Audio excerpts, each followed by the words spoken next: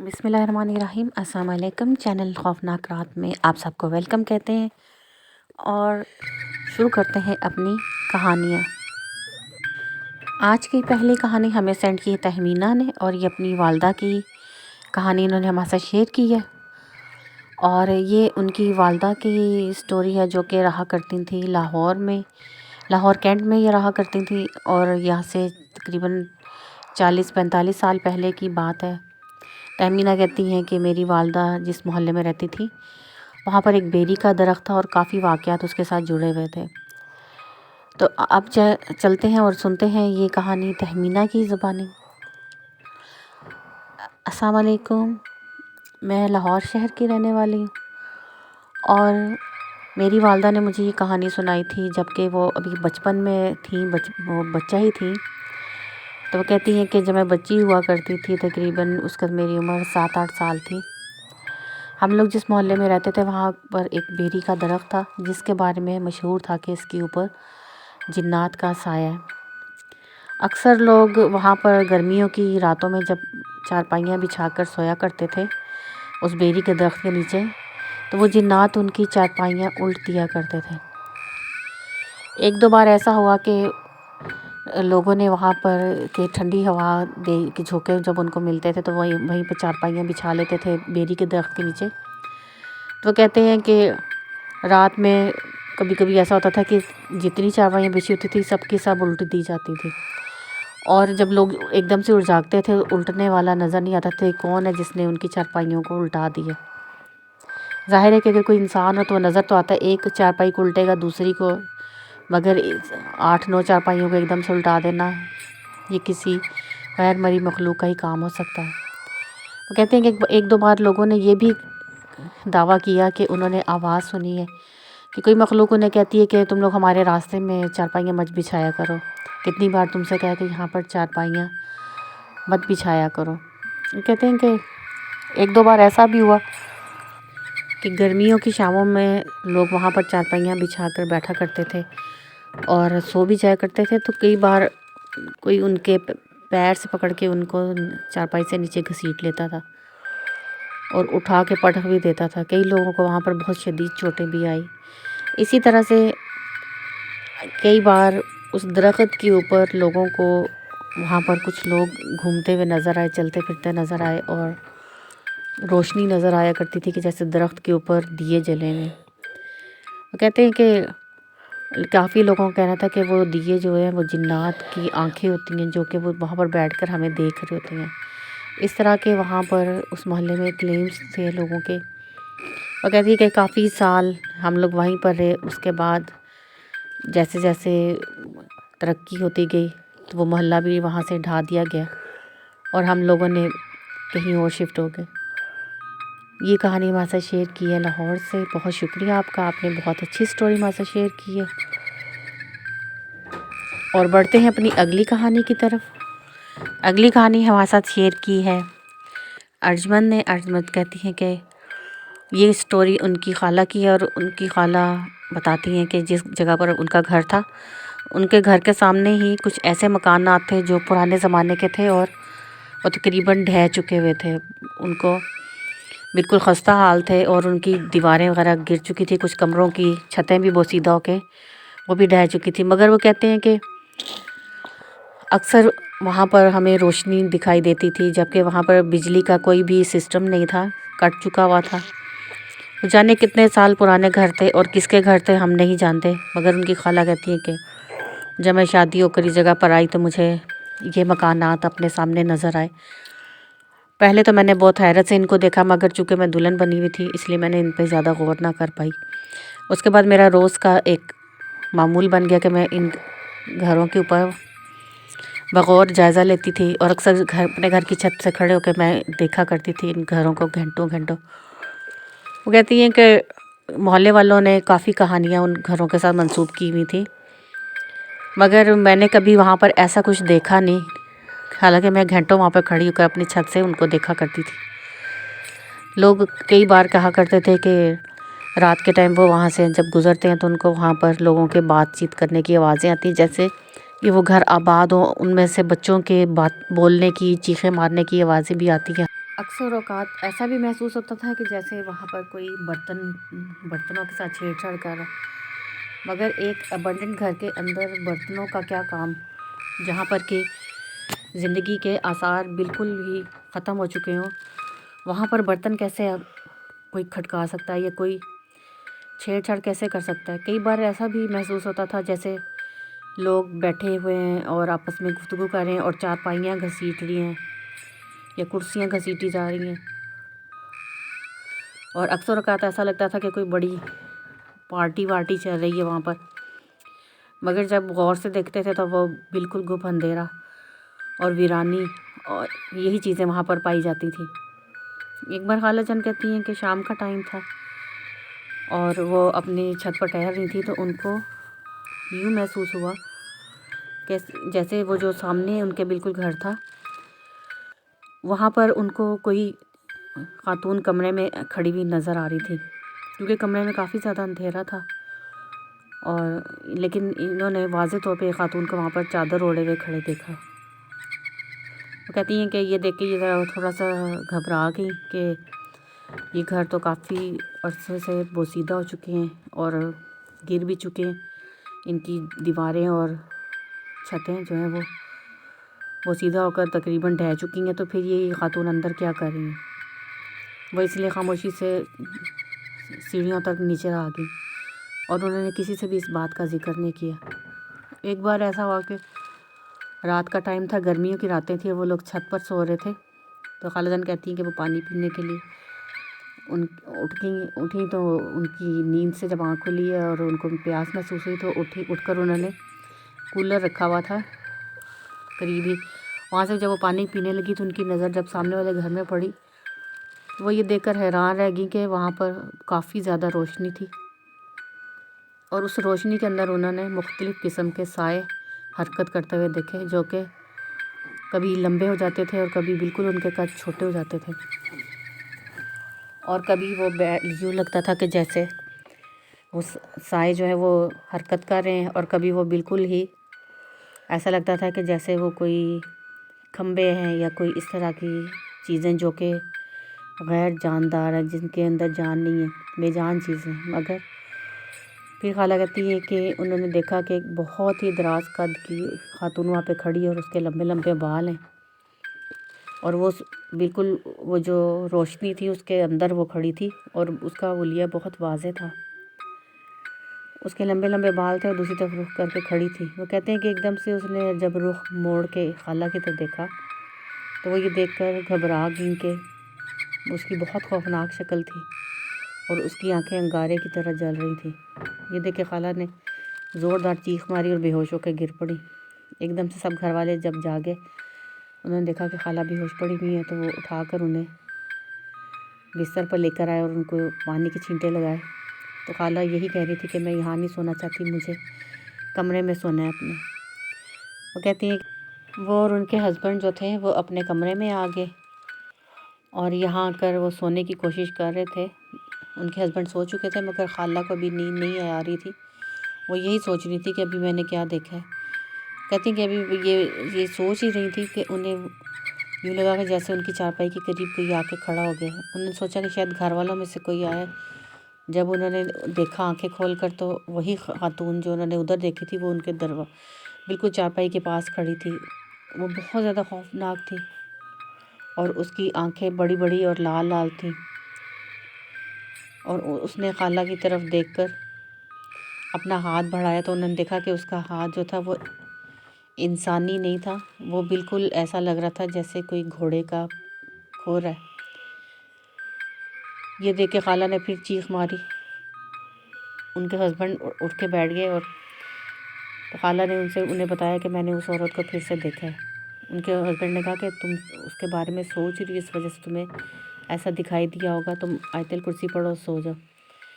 خالہ کہتی ہیں کہ اس کے بعد یہ کام معمول بن گیا کہ وہ خاتون ان کو کبھی کہیں کھڑی ہوئی نظر آنے لگی، کبھی کہیں۔ اب خالہ جان بہت زیادہ گھبرا گئی تھی۔ ایک بار وہ روٹی بنا رہی تھی تو کہتی ہیں کہ جب روٹی بناتے ہوئے تو ان کی نظر اپنے پچھلے سائڈ پہ پڑی، جہاں پر ان کا اوون رکھا ہوا تھا، اس کی بالکل پچھلی سائڈ پہ۔ جب انہوں نے پیچھے مڑ کے دیکھا تو وہ خاتون ان کے بالکل پیچھے کھڑی ہوئی تھی، یہ دیکھ کے خالہ نے ایک دم سے چیخ ماری اور وہیں پر بے ہوش ہو کر گر گئی۔ کہتی ہیں کہ یہ جانے کیا ہوتا تھا کہ جب بھی وہ اس کو دیکھتی تھی تو وہ ان کے ہوش جو تھے وہ کھو جاتے تھے اور وہ بے ہوش ہو جاتی تھیں۔ ان کے گھر والے بہت تنگ آ چکے تھے۔ بالآخر انہوں نے مولوی صاحب سے بات کی۔ مولوی صاحب نے کہا کہ چونکہ آپ کی بیوی ان کے گھر کے وہ بہت غور سے دیکھتی ہے ان کے گھروں کو، تو اس وجہ سے وہ مخلوق جو ہے وہ ان کے جو غیر مرئی مخلوق وہاں پر پائی جاتی ہیں، ان کو یہ بات اچھی نہیں لگی، وہ پسند نہیں آئی کہ یہ ان کے گھروں کی طرف اس طرح سے دیکھے یا ان کو جائزہ لیں، وہ اس لیے ان کو تنگ کر رہے ہیں۔ بہرحال آپ اپنی بیگم کو میرے پاس لانا، میں ان کو باقاعدہ ان کا علاج کروں گا اور انشاءاللہ پھر وہ نہیں ڈریں گی۔ وہ کہتے ہیں کہ اس کے بعد کافی عرصہ ان کا علاج چلتا رہا مگر ان کو کوئی افاقہ نہیں ہوا۔ پھر مولوی صاحب نے ایک مولانا صاحب کے بارے میں بتایا کہ آپ ان کو ادھر لے جائیں۔ وہاں پر جب ان کو لے کر گئے تو مولانا صاحب نے کہا کہ غیر مرئی مخلوقات کبھی بھی پسند نہیں کرتے کہ ان کے کام میں یا ان کی جگہوں میں کوئی مداخلت کرے یا ان کی زندگی کے اندر کوئی مداخلت کرے، چونکہ آپ کی بیگم ان بہت زیادہ دلچسپی لیتی ہیں اور ان کی رہائش کو گھورتی رہتی ہیں، اس وجہ سے وہ ان کے خلاف ہو گئے ہیں۔ ان کو یہ چیز پسند نہیں ہے، اس لیے وہ ان کے پیچھے پڑ گئے ہیں، مگر ہم انشاءاللہ کوشش کریں گے کہ آپ کی بیگم کا وہاں سے پیچھا چھڑا سکیں، مگر بہتر یہ ہے کہ آپ اپنی بیگم کو یہاں سے لے کے کہیں اور شفٹ ہو جائیں۔ پھر تقریباً کچھ ماہ ان کا علاج چلتا رہا۔ مولانا صاحب نے کافی ان کو اوپر محنت کی اور قرآن پاک کی آیات بھی ان کو پڑھ کے ان پہ دم کرتے رہے۔ پھر جیسے ہی ان کے حالت ذرا بہتر ہوئی تو ان کے گھر والے ان کو وہاں سے لے کر کسی اور جگہ پہ شفٹ ہو گئے۔ وہ کہتی ہیں کہ آج بھی کبھی کبھی وہ جو مخلوق تھی وہ ان کو نظر آتی، لیکن اس طرح سے ان کو ڈراتی نہیں۔ کبھی کبھی ہوتا ہے کہ وہ نظر آئے، ورنہ وہ اب اس طرح سے نہیں ڈرتی ہیں۔ بہت شکریہ۔ ایسا ہی ہے کہ یہ ایسی مخلوقات کے ڈیروں کے پیچھے جانا یا ان کے پیچھے ان کی کھوج میں جانا یہ لوگ پسند نہیں کرتے۔ بہتر ہوتا ہے کہ ہم اپنی زندگی کو خود سے گزارنے کی کوشش کریں اور جیسے ہم ہمسایوں کے معاملات میں انٹرفیئر نہیں کرنا چاہیے، اسی طرح سے غیر مرئی مخلوقات کی بھی کسی بھی معاملے میں انٹرفیئر نہیں کرنا چاہیے، مداخلت نہیں کرنی چاہیے، ورنہ بعد میں اپنے لیے مصیبت بنتی ہے۔ بڑھتے ہیں اگلی کہانی کی طرف۔ یہ کہانی آپ سے شیئر کرنے سے پہلے آپ سے درخواست ہے کہ آپ کو ہماری آج کی کہانیاں پسند آئیں تو پلیز ہمارے چینل کو سبسکرائب کریں اور تمام ویڈیوز کو نوٹیفیکیشن حاصل کرنے کے لیے بیل آئیکن کو ضرور پریس کریں اور پلیز اپنا فیڈ بیک ہمیں ضرور دیا کریں۔ اگر آپ کو ہماری سٹوریز پسند آئیں تو جو تھمس اپ والا سائن بنا ہے اس کو آپ پریس کریں، اور اگر آپ کو پسند نہیں آتی تو کم از کم تھمس ڈاؤن والا سائن ہی پریس کر دیا کریں۔ آپ کی ہر طرح کی رائے جو ہمارے لیے قابل احترام ہے اور ہم آپ کی رائے کا انتظار کرتے ہیں۔ بہت شکریہ۔ بڑھتے ہیں اگلی کہانی کی طرف اور سنتے ہیں یہ کہانی۔ میرا نام سویرا ہے اور میں لکھنؤ کی رہنے والی ہوں۔ ہم لوگوں نے ایک گھر کرائے پر لیا چونکہ ہم اپنا گھر بنوا رہے تھے اور اس دوران میں ہمیں ضرورت تھی ایک کرائے کے مکان کی، جو کہ ہمیں بہت ہی مناسب قیمت پر مل گیا۔ جب ہم اس گھر میں شفٹ ہوئے تو ہمیں کچھ عجیب سا ہی وہاں کا ماحول لگا، کچھ عجیب سے وہاں کے حالات تھے، مگر پھر بھی ہم نے مجبوری تھی اور ہمیں گزارا کرنا تھا۔ پہلا ہی دن تھا اور ہم لوگ اس گھر میں اپنا سامان وغیرہ شفٹ کرنے کے بعد کافی تھک چکے تھے، اس لیے ہم لوگوں نے کھانا کھایا اور آرام کرنے کے لیے لیٹ گئے۔ جیسے ہی آدھی رات کا ٹائم ہو، تقریباً 2 بجے کا ٹائم تھا، تو یوں محسوس ہوا کہ جیسے گھر کے بیرونی دروازے پہ کوئی زور زور سے دستک دے رہا ہے۔ ہم لوگ اٹھ کر بیٹھ گئے اور سوچنے لگے کہ یہ دستک کیوں ہو رہی ہے، اس ٹائم پہ کون آ سکتا ہے اور اس جگہ پر کون ہے جو ہمیں جانتا ہے اور آ کر ہمارے گھر کسی غرض سے آیا ہے یا ہم سے ملنے آیا ہے۔ بہرحال ہمارے والد صاحب اٹھے اور انہوں نے باہر کا دروازہ کھول کے دیکھا، وہاں پر کوئی بھی نہیں تھا۔ کافی دیر تک ہمارے والد صاحب باہر جھانکتے رہے مگر کوئی نہیں تھا۔ وہ دوبارہ سے اندر آ گئے اور آ کر لیٹ گئے۔ جیسے ہی آ کر لیٹے دوبارہ سے دستک شروع ہو گئی۔ اب پھر والد صاحب اٹھے اور جا کر دیکھا تو وہاں پر کوئی بھی نہیں تھا۔ وہ آ کر لیڈی اور کہنے لگے کہ جانے کون ہے، دروازے پر دستک دیتا اور بھاگ جاتا ہے۔ تقریباً 1 گھنٹے تک یہ کام جاری رہا، اس کے بعد وہ دستک رک گئی، خود بخود رک گئی۔ صبح ہوئی تو ہم لوگوں نے حسب معمول اپنے کام کاج سے فارغ ہوئے اور گھر کو سیٹ وغیرہ کر لیا۔ ہمارے پڑوسی جو تھے انہوں نے ہمیں کھانا وغیرہ بھجوایا۔ اس کے بعد شام کو وہ خاتون خود سے آ گئی، بہت ہی شفیق اور ملنسار خاتون تھی۔ انہوں نے ہم لوگوں کے ساتھ بہت ہی میل جول کا اور محبت کا اظہار کیا۔ ہم لوگ کو بھی خوشی ہوئی کہ اس محلے میں ہمیں اچھے لوگوں کے ساتھ واسطہ پڑ گیا۔ ہمسائے اچھے ہوں تو زندگی جنت بن جاتی ہے، یہی سوچ کر ہم لوگ کافی خوش تھے۔ جیسے ہی رات کے 10 بجے تو ایسا لگنے لگا جیسے کہ ہمارے گھر کے اندر سے قرآن پاک کے پڑھنے کی، تلاوت کرنے کی آوازیں آ رہی ہیں، اور آوازیں خاتون کی تھی، کسی جیسے کہ خاتون تلاوت کر رہی ہو۔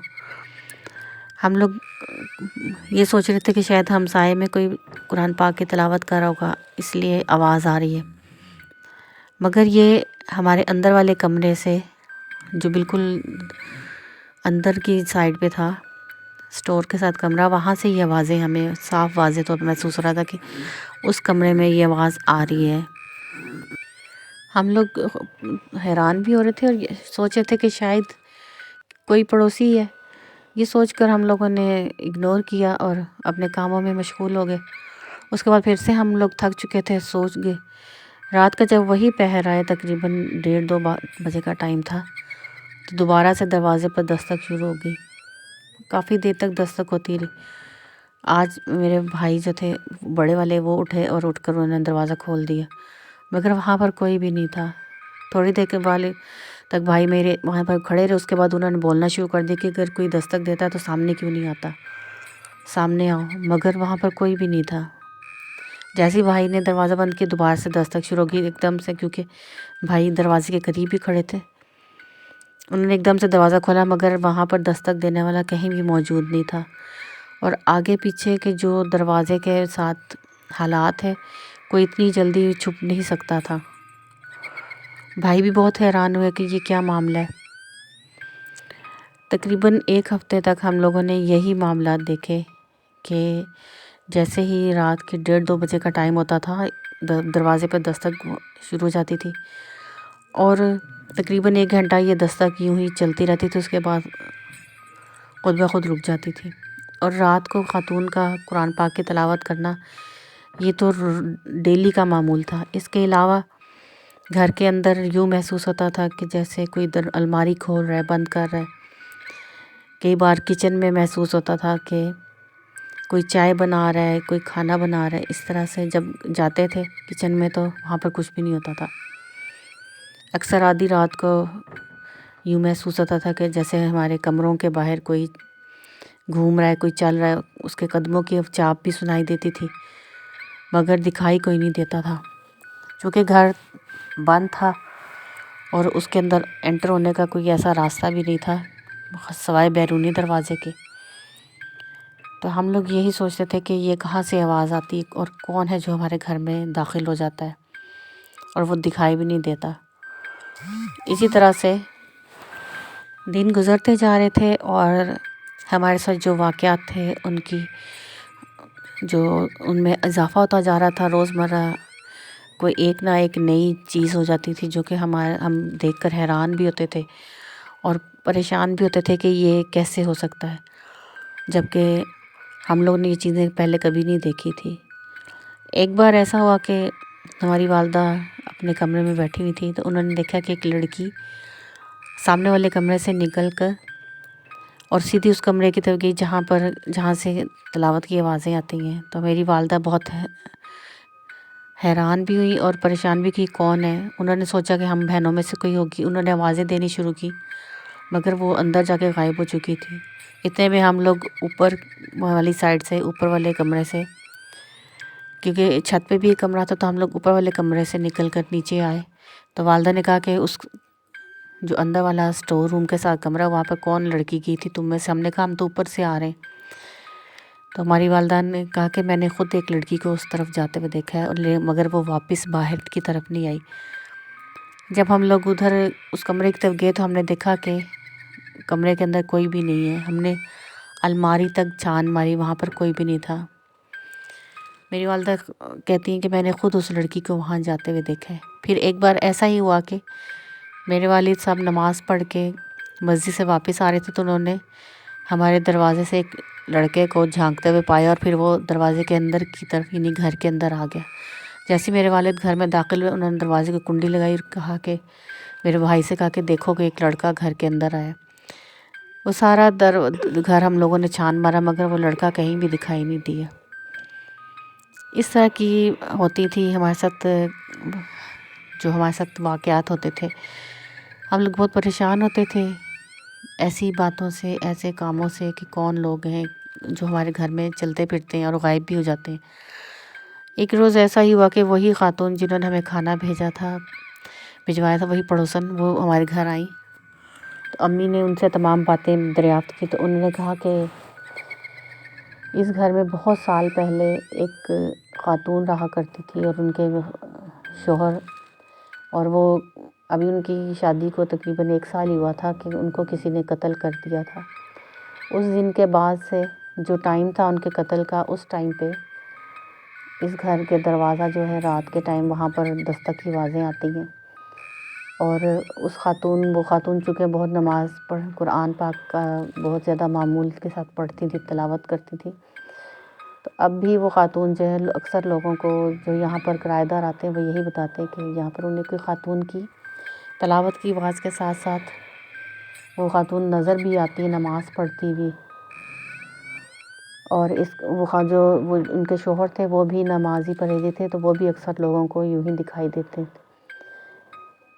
یہ سن کر ہم لوگ بہت حیران ہوئے اور پریشان بھی ہوئے کہ یہ یقیناً وہ لوگ تو نہیں ہو سکتے، ان کی تو روح ارواح اللہ کے پہنچ گئی ہوں گی، مگر یہ ان کے ہمذات تھے جو ہمیں دکھائی دیتے ہیں۔ ہماری والدہ ان باتوں کے بعد کافی پریشان ہو گئی، اور وہ کہنے لگیں کہ وہ اس گھر میں نہیں رہنا چاہتی۔ وہ گھبرا گئی تھیں، انہوں نے جو واقعات سنے تھے اور جو کچھ وہ دیکھ چکی ہوئی تھی، تو بہت جلدی پھر ہم نے وہ گھر چھوڑ دیا اور ہم وہاں سے شفٹ ہو چکے تھے۔ آج بھی جب وہ گھر کی یادیں آتی ہیں تو ہمارے رونگٹے کھڑے ہو جاتے ہیں۔ بہت شکریہ آپ سب کا جنہوں نے ہم اپنی سٹوریز ہمارے ساتھ شیئر کی۔ آپ لوگ بھی ہم اپنی سٹوریز ہمارے ساتھ شیئر کر سکتے ہیں۔ آپ کمنٹ باکس میں اپنی سٹوریز ہمیں بتائیں، یا پھر ہمارا واٹس ایپ نمبر اسکرین پر نظر آ رہا ہے، اس پہ ہمیں واٹس ایپ کریں اپنی سٹوریز۔ انشاءاللہ ہم سب کے ساتھ شیئر کریں گے، اور پھر کسی نئی سٹوری کے ساتھ آپ کی خدمت میں حاضر ہوں گے۔ تب تک کے لیے اجازت دیں، اپنا بہت سا خیال رکھیں، اور اللہ تعالیٰ سے بہت سی دعائیں کریں، دعاؤں میں ہمیں بھی ضرور یاد رکھیں۔ ٹیک کیئر، اللہ حافظ، thanks for listening and keep listening.